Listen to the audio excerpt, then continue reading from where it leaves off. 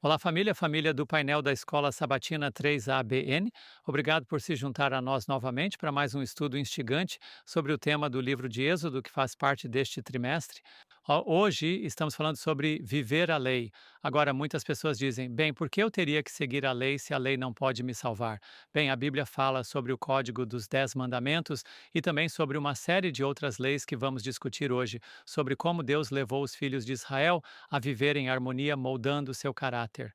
Se você quiser nos acompanhar na lição, vá para 3abnsabbatschoolpanel.com e baixe uma cópia digital. Ou melhor ainda, encontre uma igreja adventista do sétimo dia local e diga a eles que nós te enviamos e você pode desfrutar de um estudo com irmãos e irmãs em Cristo. Seja qual for sua escolha, junte-se a nós para este estudo instigante sobre vivendo a lei.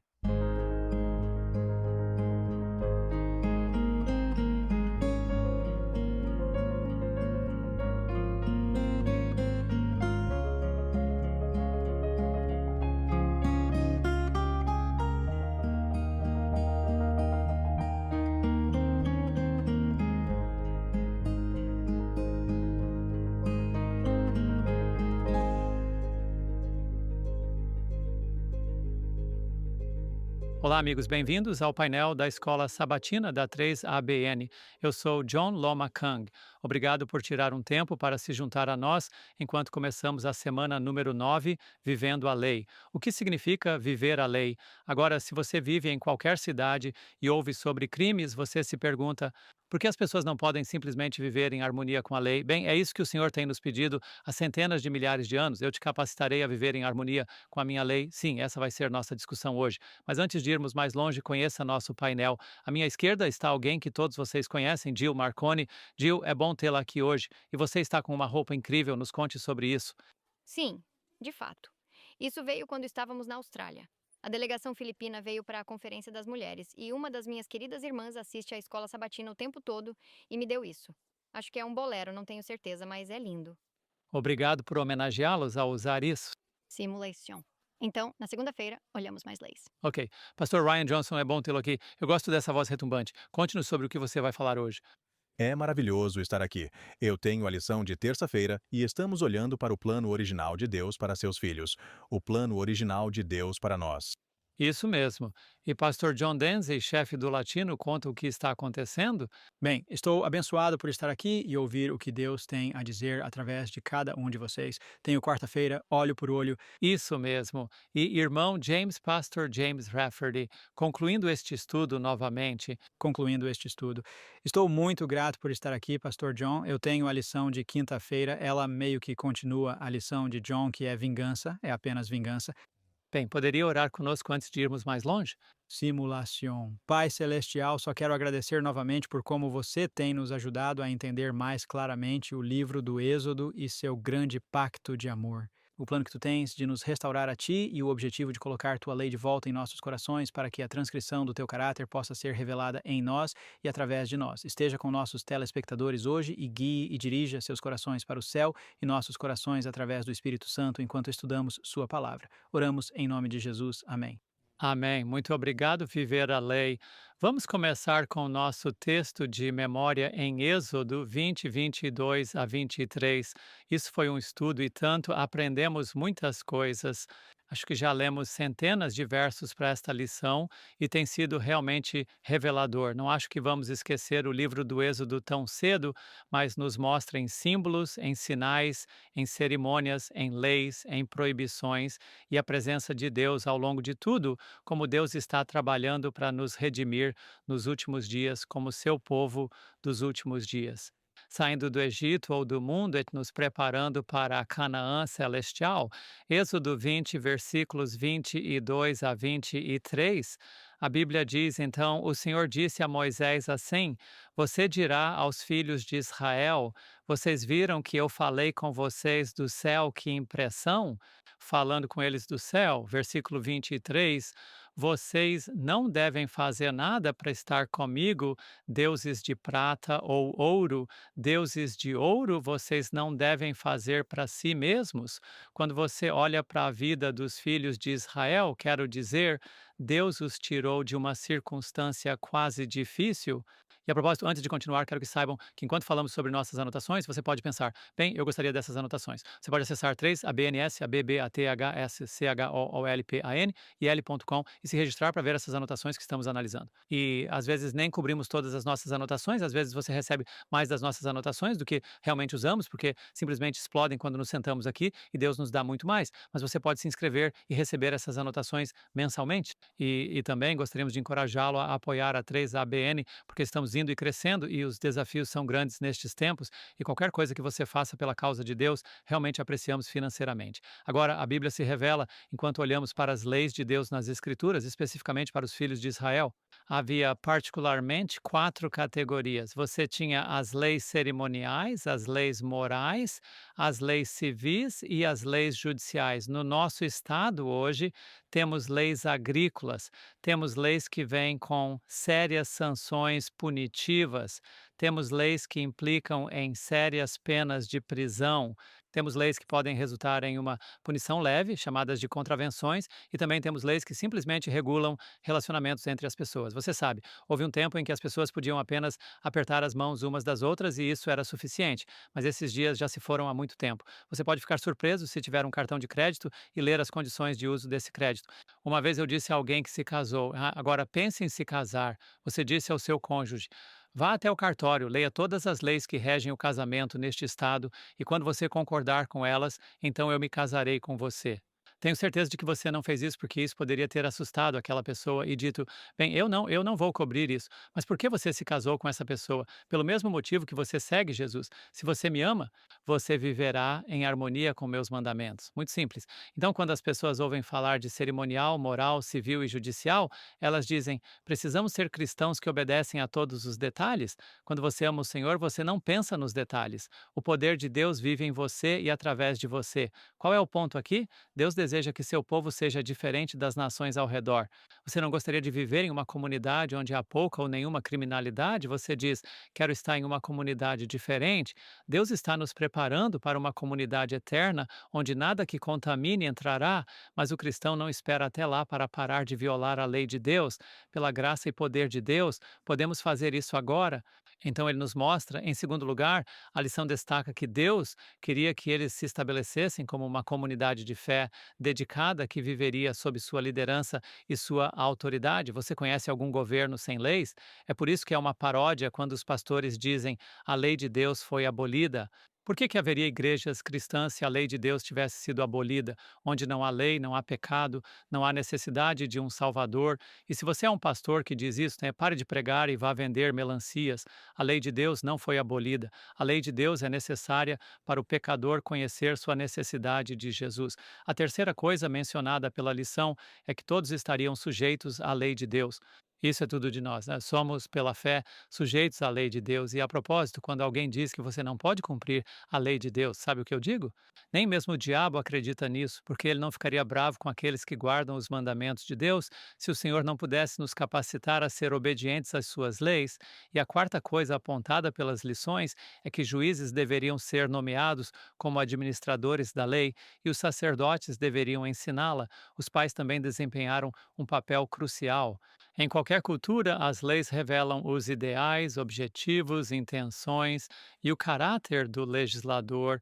É isso que a lei de Deus faz primeiro, né? Os ideais, os objetivos, a intenção e o caráter do legislador. Por exemplo, quando o faraó ordenou que todos os bebês hebreus do sexo masculino fossem mortos, essa lei revelou como ele era, mau. Em contraste, se um rei criasse uma lei que todo jovem de 18 anos no reino teria direito à educação superior gratuita, muitos considerariam isso uma evidência da generosidade do rei e o desejo de estar naquele país e naquela cidade. Isso é verdade. Todos os jovens, educação gratuita, 18 anos, ficarei feliz em ir. Mas a lei de Deus revela ele, ou seja, sua bondade, amor, valores, justiça e seus limites contra o mal. Assim como a lei é santa e justa, também é Deus. Enquanto criamos espaço para uma vida abundante, a lei também nos ajuda a nos proteger de perigos e calamidades e de infrações uns contra os outros. Queremos saber que nosso vizinho é confiável se deixarmos o cortador de grama fora ou se esquecermos o machado no quintal da frente. Aqui no meio oeste, você sabe, se você vê um machado no quintal da frente, está no lugar certo. Mas se você vê um machado no quintal da frente no Brooklyn, cuidado. Não há necessidade disso, mas aqui fora precisamos delas, lenha. As coisas têm lugares apropriados, respeito por Deus, pelos outros e pelos valores da vida eram a base do sistema legislativo de Deus. 1 Coríntios 1, versículo 30, o apóstolo Paulo escreve isso. Note o que ele disse, mas dele você está em Cristo. Ou seja, em Cristo Jesus, que se tornou para nós sabedoria de Deus e justiça, santificação e redenção. É por isso que Jesus é o reflexo perfeito de nosso Pai Celestial. Ele veio para nos mostrar como viver em harmonia com Sua lei. E é tão maravilhoso que Ele é nosso Salvador. E Ele não poderia ser se esta declaração não fosse verdadeira. Ele disse: O príncipe deste mundo veio e ele não tem nada em mim. Ele não violou em pensamento, ação, palavra ou ideia as leis das quais Ele é o autor e construtor. Então, quando você pensa em como Deus pretende que essas leis sejam mantidas, quando nos submetemos ao poder de Cristo, Filipenses capítulo 2, versículo 13, se torna nossa realidade, pois é Deus quem efetua em vocês tanto o querer quanto o realizar, de acordo com a boa vontade dele. Agora vamos olhar algumas dessas leis. São 32 versículos. Adivinha só, nós não vamos conseguir cobrir todos eles, mas em nossas anotações você terá a chance de acompanhá-los. Vamos para Êxodo capítulo 21 e começar com o versículo 1 para ver alguns desses e ter uma ideia de como era o governo de Deus e que tipo de relacionamento ele queria que Israel mostrasse às nações ao redor para refletir que tipo de Deus eles serviam. Diz, estes são os julgamentos que você deve apresentar a eles, né? Verso 2. Se você comprar um servo hebreu, ele deverá servir por 6 anos e no sétimo sairá livre sem pagar nada. Em outras palavras, eles não eram escravos com um tempo de serviço permanente. Eles seriam tratados com gentileza, isso continua além. Versículo 3, né? Se ele entrar sozinho, sairá sozinho, mas se ele entrar casado, então sua esposa sairá com ele. Se o seu senhor lhe deu uma esposa e ela lhe deu filhos e filhas, a esposa e seus filhos pertencerão ao seu senhor e ele sairá sozinho. Agora, uau, essa é uma situação incrível. Em outras palavras, estou servindo e tenho filhos, mas você poderia sair sozinho. As crianças pertencem a mim. Vamos continuar, versículo 5. Mas se o servo disser claramente: Eu amo meu mestre, minha esposa e meus filhos, não sairei livre, então seu mestre o levará aos juízes. Ele também o levará até a porta ou ao batente da porta, e seus senhores, isso é incrível, perfurarão sua orelha com um furador e ele o servirá para sempre. Agora, esta é uma circunstância voluntária. Não é uma exigência do mestre que diz: Bem, eu não vou deixar você ir. Ele diz: Eu amo meu mestre, eu não quero sair. Ele diz: Ok. Agora vou apresentar provas de que você é minha propriedade permanente. Isso é muito interessante porque alguém apontou uma vez, e eu nunca encontrei evidências para isso, mas alguém disse uma vez que quando Pedro cortou a orelha do soldado que estava vindo atrás de Cristo, quando Jesus a colocou de volta, o buraco foi fechado. Agora, eu pensei nisso como uma sugestão realmente boa, mas o que eu estava pensando sobre isso, ele estava dizendo que quando o Senhor muda a sua vida e você não é mais um escravo, não há joia em sua orelha para mostrar que você é propriedade de um reino anterior. Pense sobre isso. É por isso que ele disse aos israelitas: tirem os brincos das orelhas, removam os deuses estrangeiros e mudem suas vestes. Ele queria que todos os sinais do tempo deles no Egito fossem algo do passado.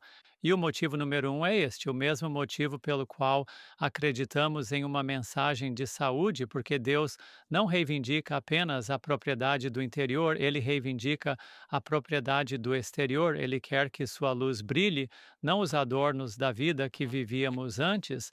Amém?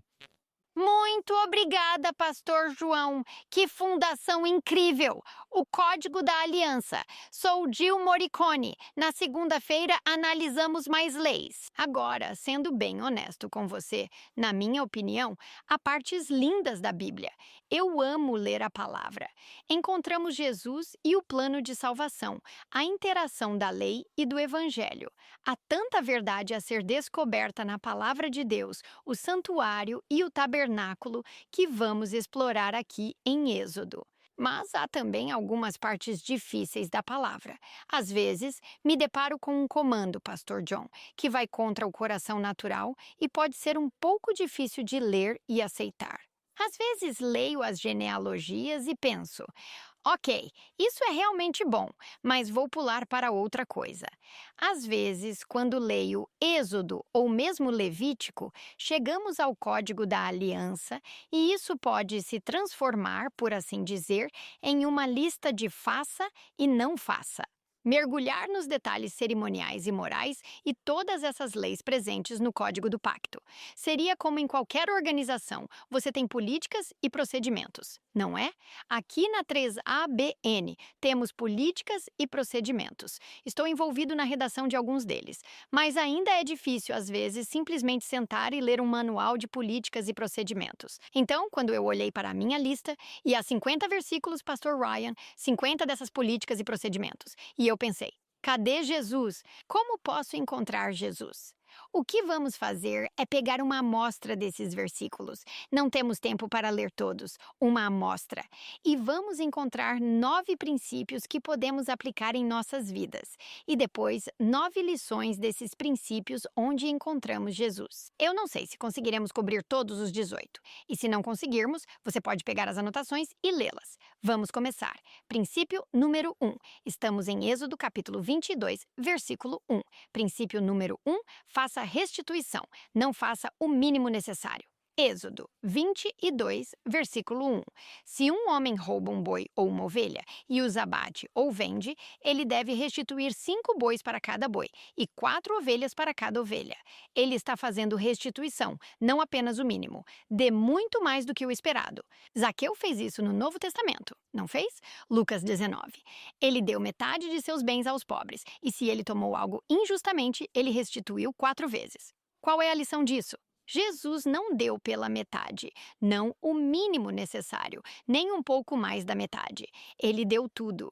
Romanos 8:32. Deus, que não poupou seu próprio filho, mas o entregou por todos nós, não nos dará, juntamente com ele, todas as coisas.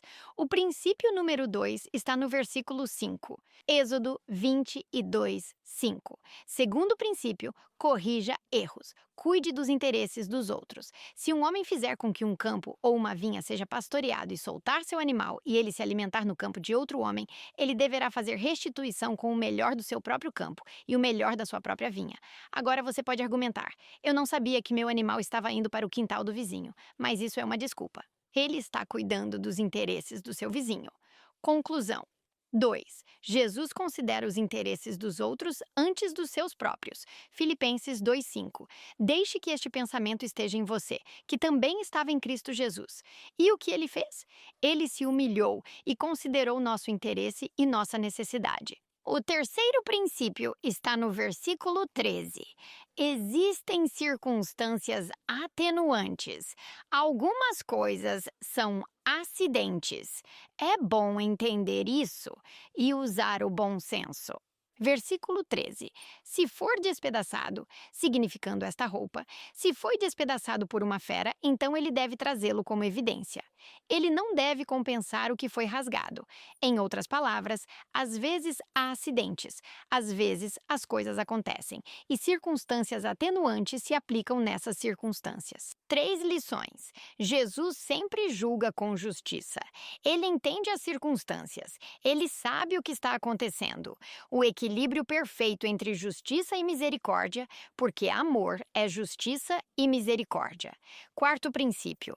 Estamos no versículo 16. Relacionamentos sexuais são sagrados. Não ultrapasse os limites de Deus. Verso 16. Se um homem seduzir uma virgem que não está noiva e se deitar com ela, ele deverá pagar o preço da noiva para que ela seja sua esposa. Em outras palavras, se um homem tivesse relações sexuais com uma virgem, ele deveria se casar com ela. Agora, existem outras leis e princípios sobre cometer adultério se você já for casado e todas essas coisas. Mas o ponto é que as relações sexuais são sagradas. Não ultrapasse os limites de Deus. Lição número 4. Jesus nos dá limites para nossa proteção e alegria. Muitas vezes pensamos, esses limites são difíceis. Esses limites existem para tirar meu prazer. Eu não quero esses limites. Quando, na verdade, o pecado é o que nos aprisiona. O pecado é o que nos coloca em restrição, e Deus nos dá limites para a alegria e para a nossa proteção. Versículo 20, estamos em Êxodo 22, versículo 20. Princípio número 5. Idolatria é um grande problema. Não coloque nada no lugar de Deus. Verso 20. Aquele que sacrifica a qualquer Deus, exceto ao Senhor apenas, será totalmente destruído. Agora, isso é uma disciplina forte. Lição número 5. Nosso Deus é um Deus ciumento. Você diz, espere um minuto, Jill. Eu pensei que ciúmes fosse uma coisa ruim.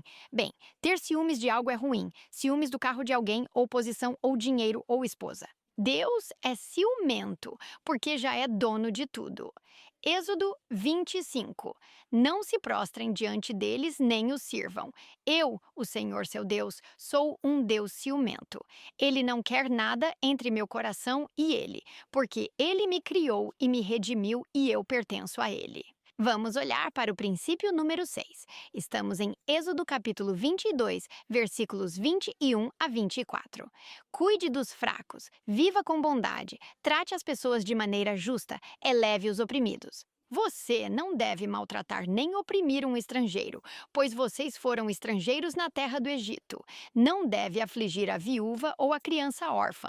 Se você os afligir de alguma forma e eles clamarem a mim, eu ouvirei o seu clamor, e minha ira se acenderá. Eu os matarei com a espada. Suas esposas serão viúvas e seus filhos órfãos. Deus nos chama para tratar as pessoas corretamente. Levante os oprimidos, ajude o estrangeiro, o órfão, a viúva. Miqueias 6:8 coloca desta forma: faça justiça, ame a misericórdia. Ande humildemente com seu Deus. Retire 6. A missão de Jesus na terra foi elevar os oprimidos e aliviar os aflitos. Se você ler Lucas capítulo 4, versículo 18, ele está citando, é claro, o livro de Isaías, mas ele diz: o Espírito do Senhor está sobre mim e o Senhor me ungiu. Para quê? Para pregar o evangelho aos pobres, curar os corações partidos, proclamar liberdade aos cativos e libertar os oprimidos. Princípio número 7. Consagre tudo a Deus, sua casa, sua família, sua renda. Estamos em Êxodo 22, 29. Não demorarás a oferecer o primeiro de teus frutos maduros e teus sucos. O primogênito dos teus filhos tu me darás. Conclusão 7. Jesus entregou tudo e ele pede que façamos o mesmo. Princípio número 8. Ame seus inimigos. Faça o bem àqueles que não gostam de você. Estamos agora em Êxodo 23, versículo 5. Se você vir o jumento de alguém que te odeia caído sob seu fardo e você se abster de ajudá-lo, você certamente o ajudará com isso. Sabe, é fácil, pelo menos para mim, pensar: bem, eu simplesmente não vou lhes fazer mal. Certo? Nós devemos fazer o bem. Não apenas evitar o mal, mas fazer o bem. Conclusão. Número 8. O que Jesus fez? Ele amou seus inimigos. Ele os perdoou. Braços estendidos na cruz. Pai, perdoa-os, pois eles não sabem o que fazem.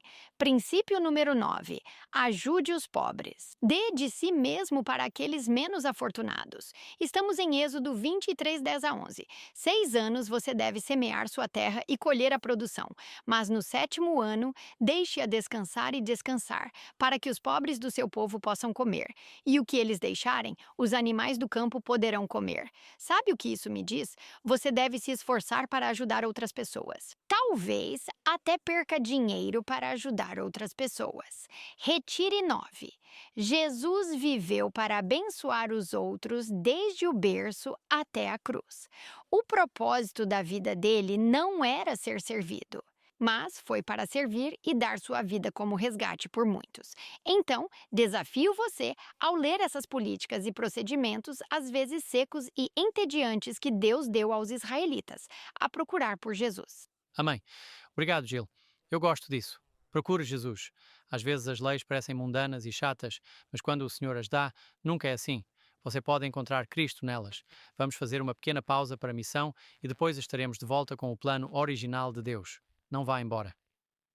Olá, eu sou o Greg Morricone e estou tão feliz que você se juntou a mim para o Momento Missionário da 3ABN. Eu tenho falado sobre Terry que orou para que Deus mostrasse a ela mais a verdade e então, uma noite, quando ela não conseguia dormir, ela descobriu a 3ABN. Os programas a fascinaram e não demorou muito para que ela percebesse que as coisas que estava aprendendo da Bíblia não eram as mesmas que ela tinha ouvido na igreja. Terry diz: eu estava buscando a verdade porque senti que os temas da Bíblia tinham que ser mais profundos do que eu estava ouvindo, e a 3ABN começou a preencher o vazio e acender um fogo em mim que me deu luz para entender as palavras que eu estava lendo. Seja o santuário ou o sábado, ela absorveu tudo. Ela fez o download das notas do painel da Escola Sabatina da 3ABN, assim como os guias de estudo bíblico da 3ABN, e não demorou muito para ela se juntar à Igreja Adventista do 7º Dia. Hoje, Terry é uma embaixadora da 3ABN, compartilhando como é fácil fazer evangelismo usando programas da 3ABN e redes sociais. Introvertida por natureza, ela até organizou um stand em uma feira local com membros de sua igreja, distribuindo literatura. Terry diz: 3ABN é minha família e eu louvo a Deus por ter me guiado até ela. E a propósito, eu não tropecei nessa rede, fui guiada divinamente até ela. Terei outro momento de missão 3ABN para você na próxima semana.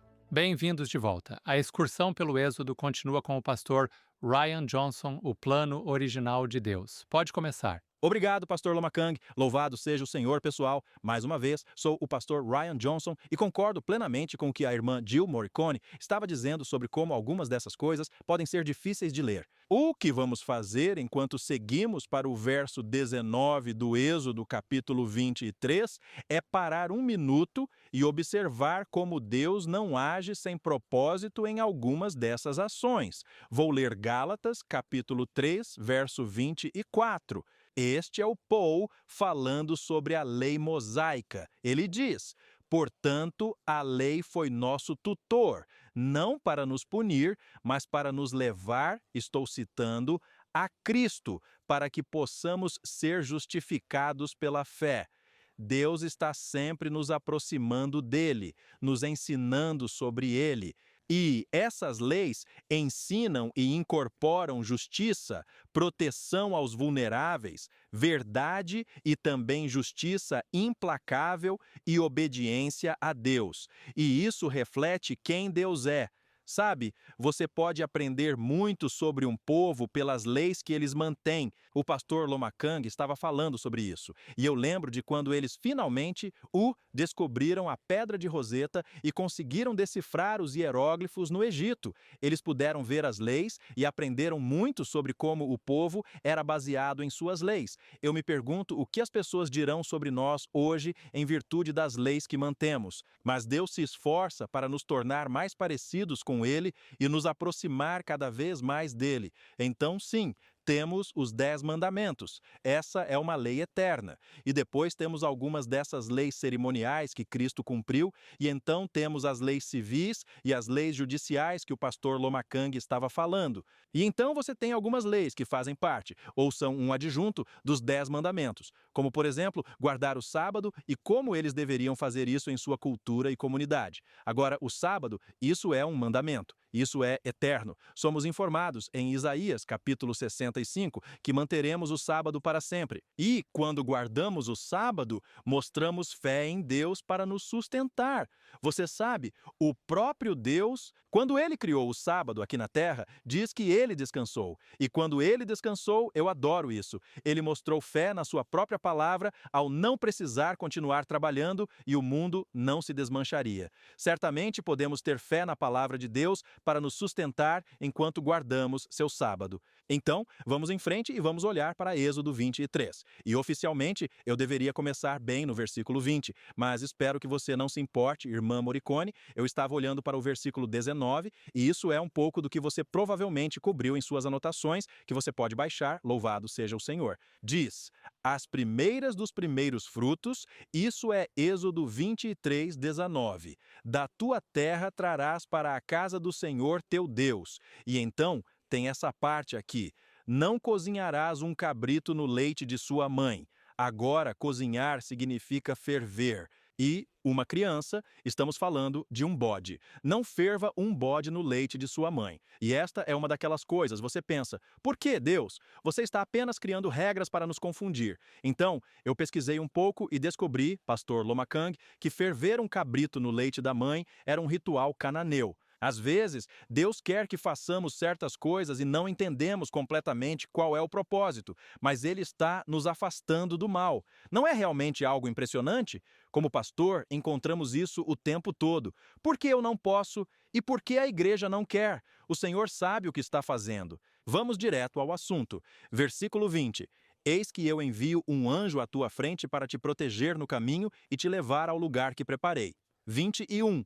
Cuidado com ele e obedeça à sua voz, não o provoque, pois ele não perdoará suas transgressões. E com isso, temos uma ideia de quem está sendo falado, pois meu nome está nele. Ah, já sabemos quem é. Mas se tu obedeceres à sua voz e fizeres tudo o que eu disser, então serei inimigo dos teus inimigos e adversário dos teus adversários. E você pode realmente olhar para Malaquias e verá que um anjo está falando sobre Maleque. Primeiro, um anjo que prepara o caminho é um mensageiro, e depois um anjo que vem, e quem será capaz de ficar? Estamos falando sobre Cristo bem aqui. Paulo não disse que essas leis nos levam a Cristo? Isso é interessante. Versículo 23.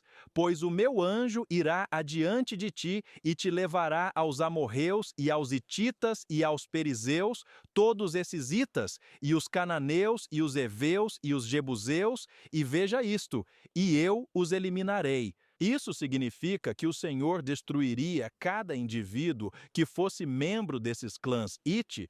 Na verdade, não. Porque se você olhar mais tarde nas Escrituras, temos Urias, sim.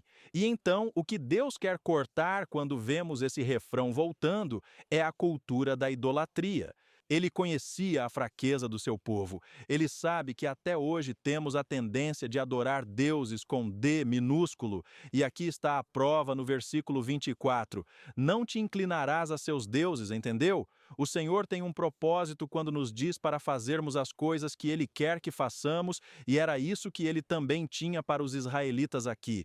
Ele tinha um propósito para eles. Agora, olha aqui, verso 25. E você servirá ao Senhor seu Deus, e ele abençoará seu pão e sua água. Eu tirarei a doença do meio de vós. Nada perderá seus filhotes, nem será estéril em sua terra, pois o número dos seus dias eu cumprirei. Esta é uma bênção que o Senhor está dando ao seu povo, dizendo que ele removerá a doença e que eles se multiplicarão. Mas, infelizmente, esta é provavelmente a declaração que foi mal interpretada como uma maldição, levando alguns a acreditar erroneamente que pais que não têm filhos não são abençoados por Deus ou que pessoas que estão doentes porque pecaram. Todos somos pecadores, mas nem toda doença é resultado direto do pecador ter pecado, mas sim dos resultados de viver em um mundo pecaminoso. Tenho diabetes tipo 1. Eu nunca vou esquecer a quarta-feira em que eu estava pregando e, minha bomba disparou. E um dos líderes mais velhos da igreja disse: Pastor, você tem diabetes porque pecou.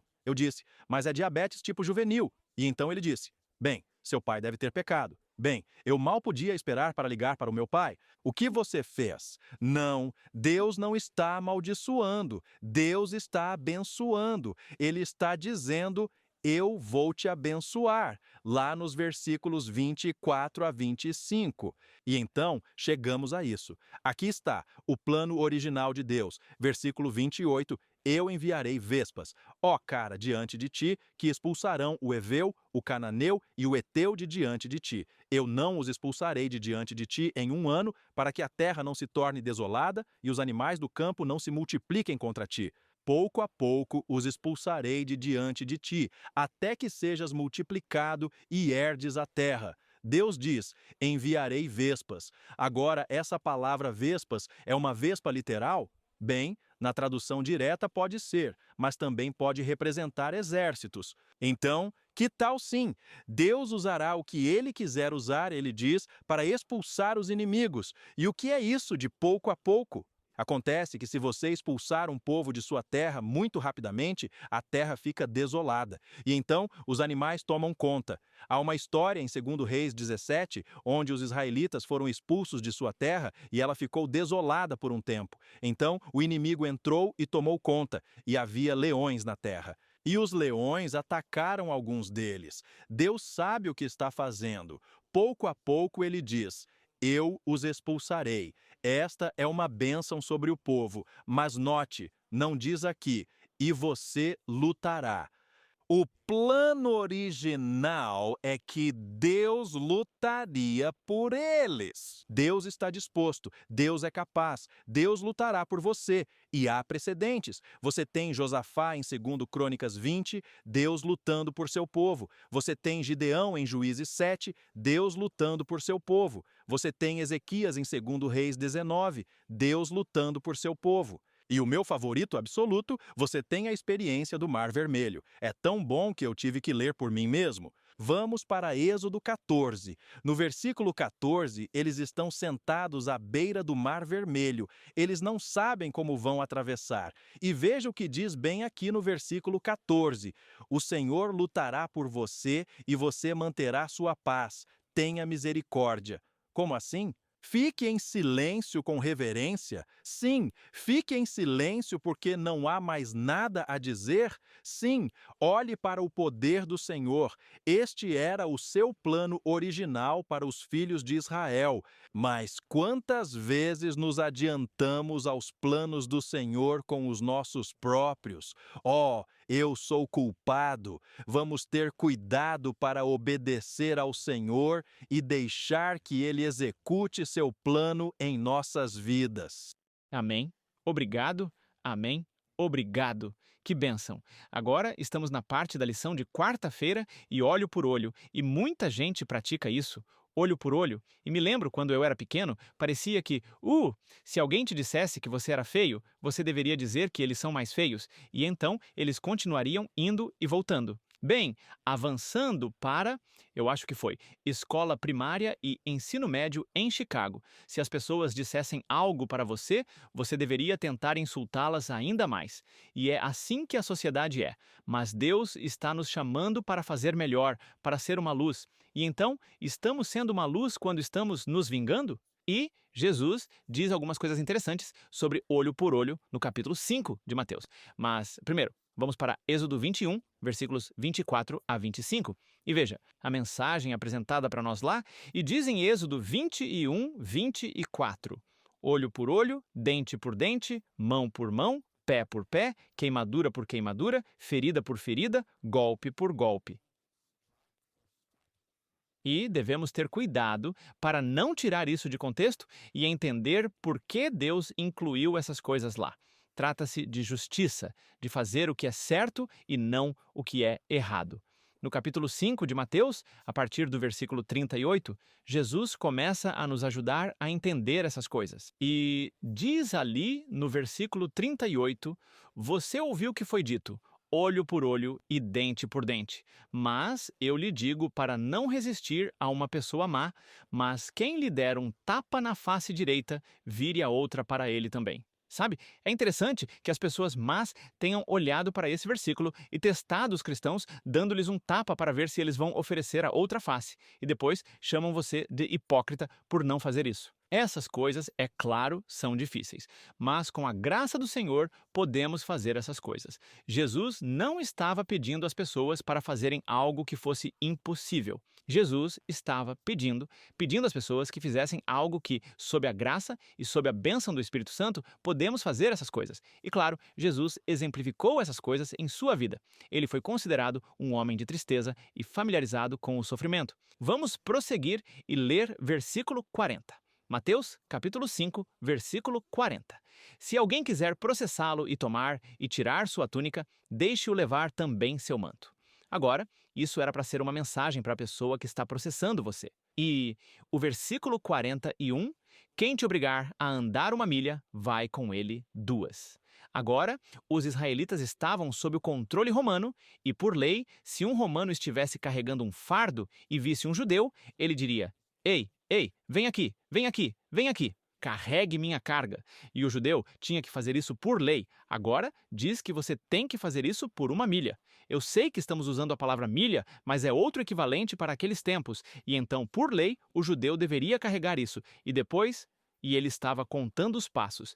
Ele estava contando os passos. Quando aquela milha terminava, ele podia jogar aquela carga no chão, olhar para ele, cuspir no chão, xingá-lo e seguir seu caminho, porque ele cumpriu a lei. Jesus está dizendo a eles, não façam isso. Vá com ele 2.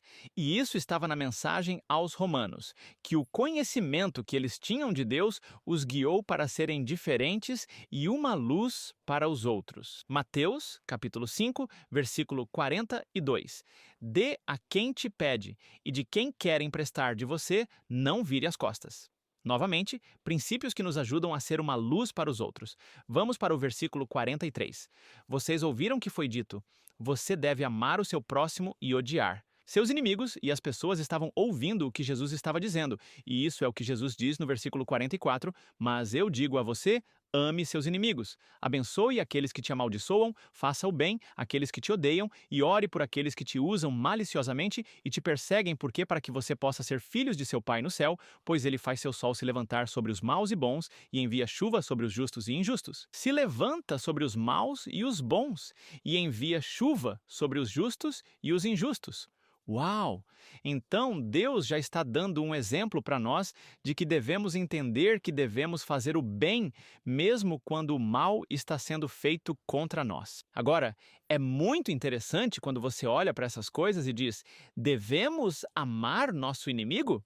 Novamente, a pessoa natural não será capaz de fazer essas coisas. Só quando nos colocamos nas mãos do Senhor, podemos fazer isso.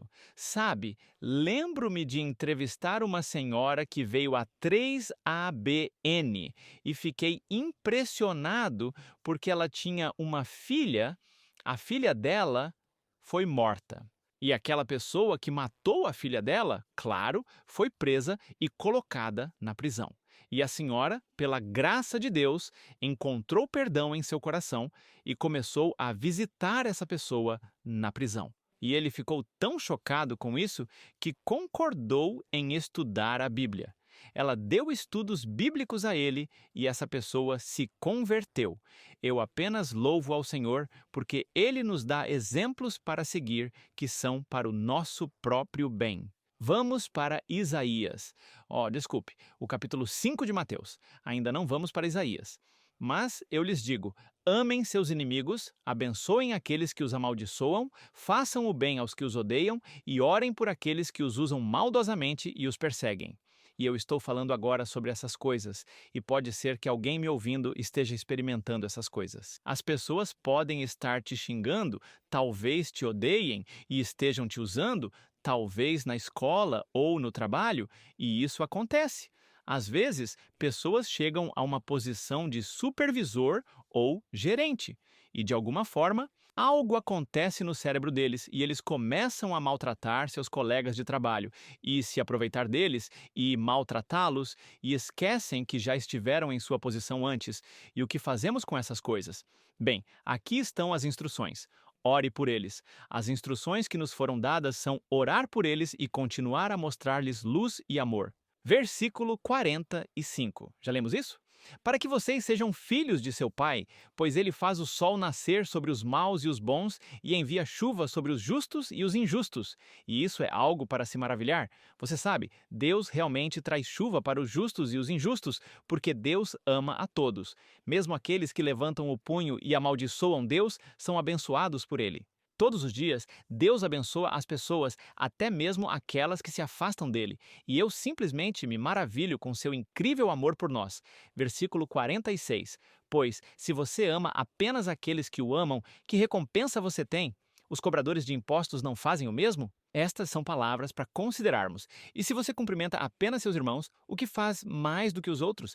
Não fazem os cobradores de impostos o mesmo? Portanto, vocês devem ser perfeitos, assim como o seu Pai no céu é perfeito. Sabe, é interessante que, enquanto Jesus disse todas essas coisas, havia espiões lá ouvindo tudo o que ele falava, escrevendo coisas, talvez escrevendo ou memorizando-as, porque ainda estavam tentando encontrar algo que Jesus tivesse dito de errado. Agora, quando você olha para a vida de Jesus e ele foi julgado, nada do que ele disse foi usado contra ele.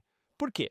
Porque Jesus estava falando as palavras e as pessoas estavam entendendo ele. E diz que o povo comum o ouvia com alegria. Então, nenhum dos escribas ou fariseus e saduceus trouxe essas coisas que Jesus disse contra ele, porque eles sabiam que ele estava trazendo o que Deus já havia dito em sua justa moldura, na moldura que deveria ser. E porque essas coisas foram mal aplicados, mal julgados e não estavam seguindo a palavra de Deus. Estou lendo para você a lição. Certo. Diz, no Sermão da Montanha, Jesus Cristo citou textos do Antigo Testamento, textos que as pessoas certamente conheciam. No entanto, ele estava falando contra as interpretações rabínicas da época que, ao longo dos séculos, se afastaram do propósito original dessas leis. Isto é, a tradição humana não apenas escondeu os propósitos, o propósito da obra de Deus, mas, em alguns casos, pense nas regulamentações do sábado e o que eles tinham feito ao mandamento do sábado, eles tinham pervertido suas intenções e significados. Com suas palavras, Jesus estava restaurando os significados originais dessas leis. No Monte das Bem-aventuranças, ao apontar seus ouvintes de volta ao significado originalmente pretendido do texto, Jesus estava buscando corrigir algumas dessas falsas interpretações.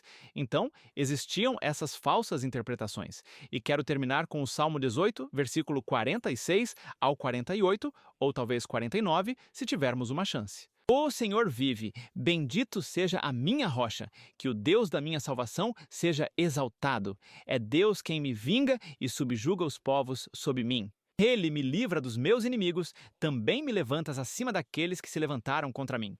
Você me livrou do homem violento. Portanto, eu te agradecerei, ó Senhor, entre os gentios e cantarei louvores ao teu nome.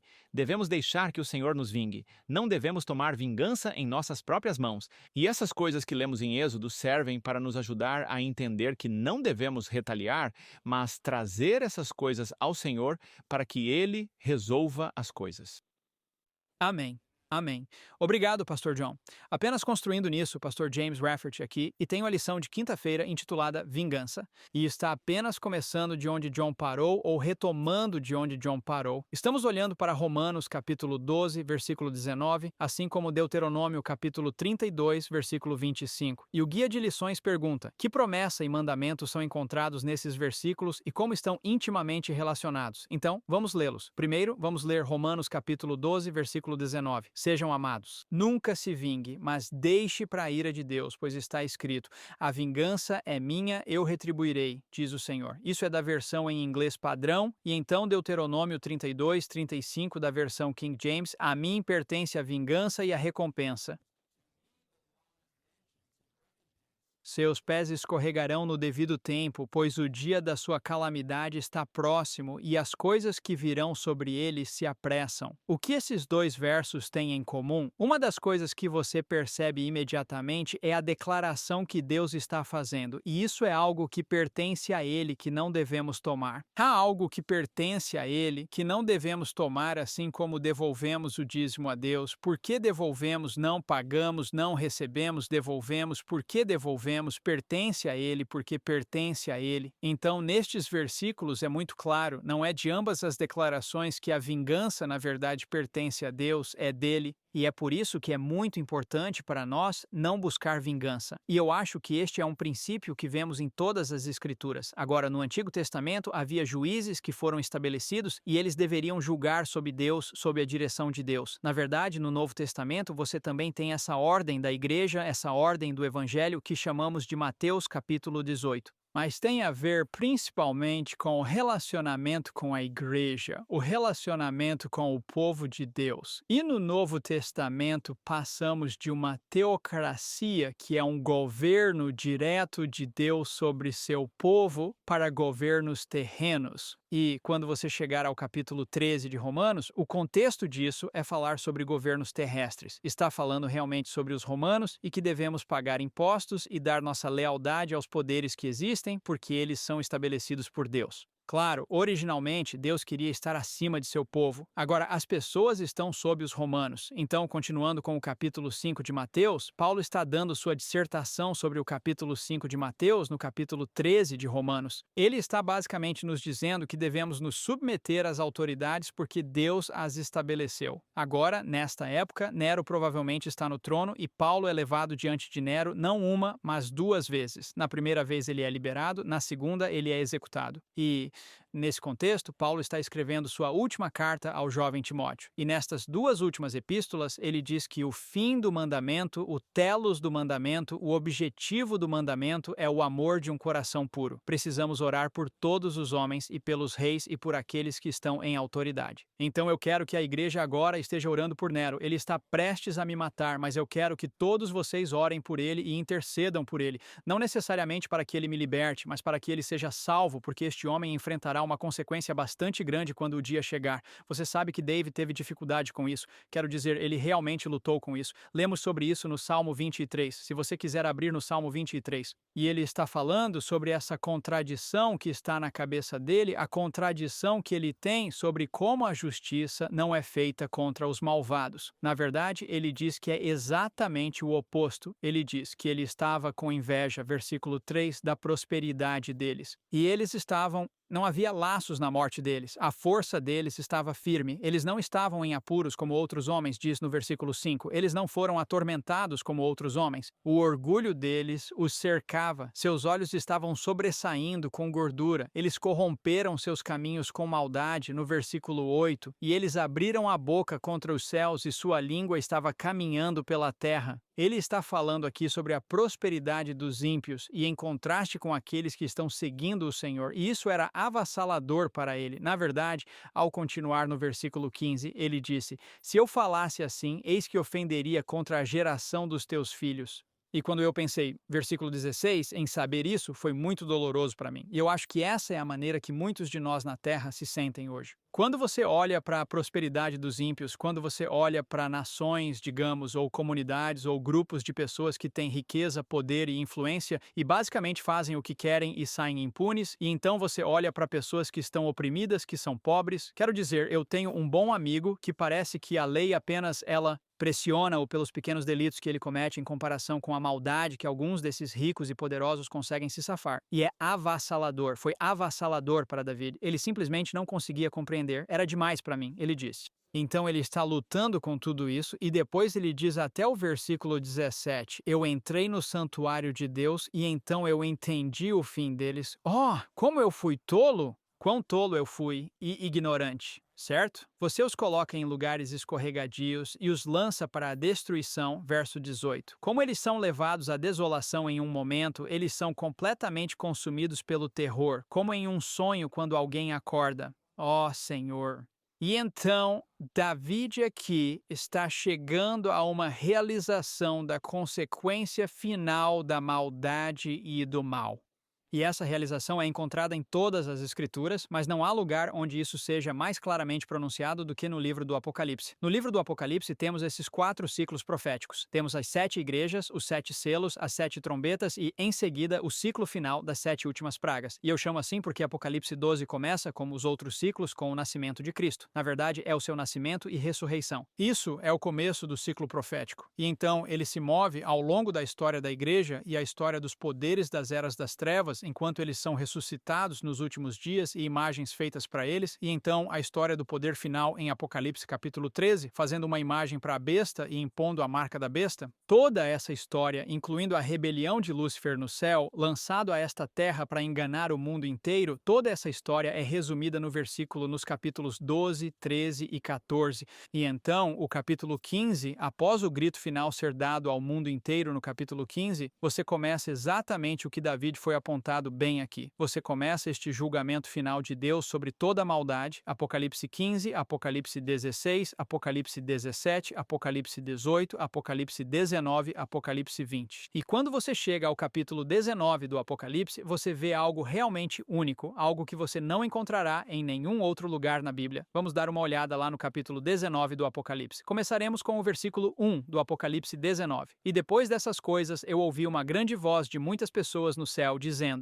qual é a palavra que eles usam lá? Aleluia. Você não encontrará essa palavra em nenhum outro lugar na Bíblia. Não está no Antigo Testamento, não está no Novo Testamento. Agora, existem algumas versões da Bíblia que traduzem louvado seja o Senhor no Antigo Testamento como aleluia, com H, como em hebraico, mas a tradução é única para Apocalipse 19. Definitivamente não é encontrada no Novo Testamento. Se você está olhando para o grego aleluia com A, não encontrará isso em nenhum outro lugar no Novo Testamento. É como se Deus estivesse reservando o uso desta palavra para este lugar particular na história profética, e ele não a reserva para ser usada apenas uma vez. Note enquanto continuamos.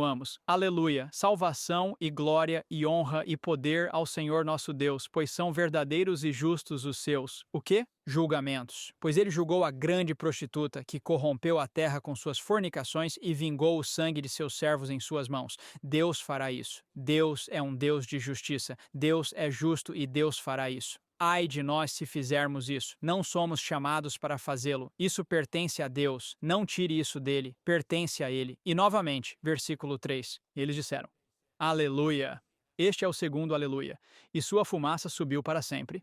Sobre o que eles estão dizendo aleluia? Sobre o que estão louvando o Senhor? Justiça, julgamento. E no versículo 4, e os 24 anciãos e os 4 seres caíram e adoraram a Deus que estava sentado no trono, dizendo: Amém, aleluia. Número 3.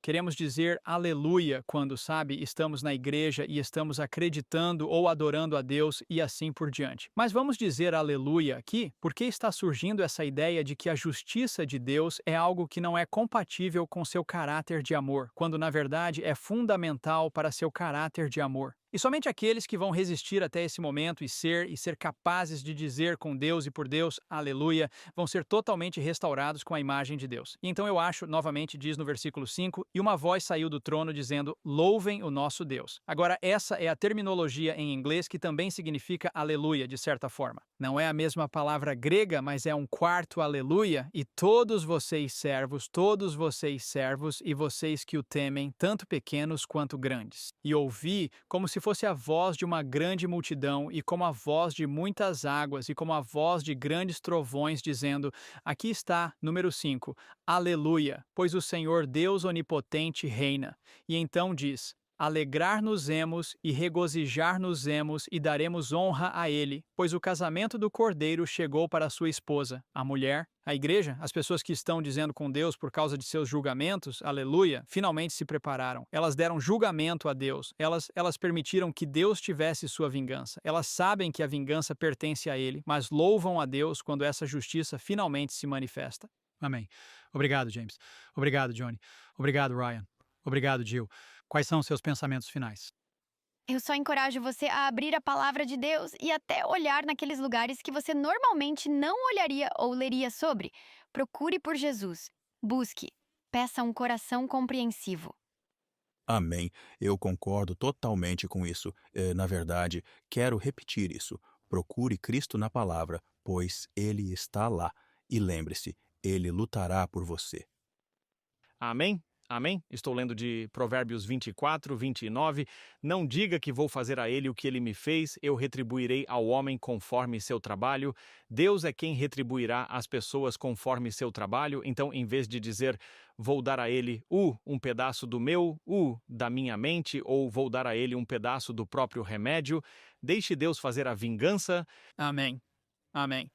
Na verdade, quando David fez essa oração, quando ele escreveu esse salmo, Salmo 73, isso transformou o seu coração. David conseguia amar, David conseguia perdoar, David conseguia ser misericordioso. É uma compreensão da vingança de Deus e é a ira de Deus que pode nos levar a ser misericordiosos com os outros, sabendo que eles estão em lugares escorregadios, sabendo qual será o seu fim e mesmo chorar por eles, como Davi fez por Saul, que estava tentando matá-lo. David chorou por ele e não eram lágrimas de crocodilo. É quando entendemos a vingança de Deus que podemos ser misericordiosos ou motivados a ser misericordiosos com aqueles ao nosso redor que nos maltratam. Amém. Muito obrigado. Vivendo a lei. Você aprendeu muito, nós aprendemos muito. E nossa próxima lição será intitulada A Aliança e o Plano. Lição número 10. Obrigado por se juntar a nós. Sempre gostamos de terminar com uma oração. Se você inclinar sua cabeça conosco, vamos ao Senhor. Pai gracioso no céu, agradecemos por esta lição, pelo que ela comunicou, que possamos procurar Jesus e encontrá-lo mesmo nos lugares mais mundanos que podemos achar desnecessários. Mas obrigado, Pai, por revelar sua bondade, sua misericórdia e o plano que você tem para nossas vidas. Em nome de Jesus, oramos. Amém.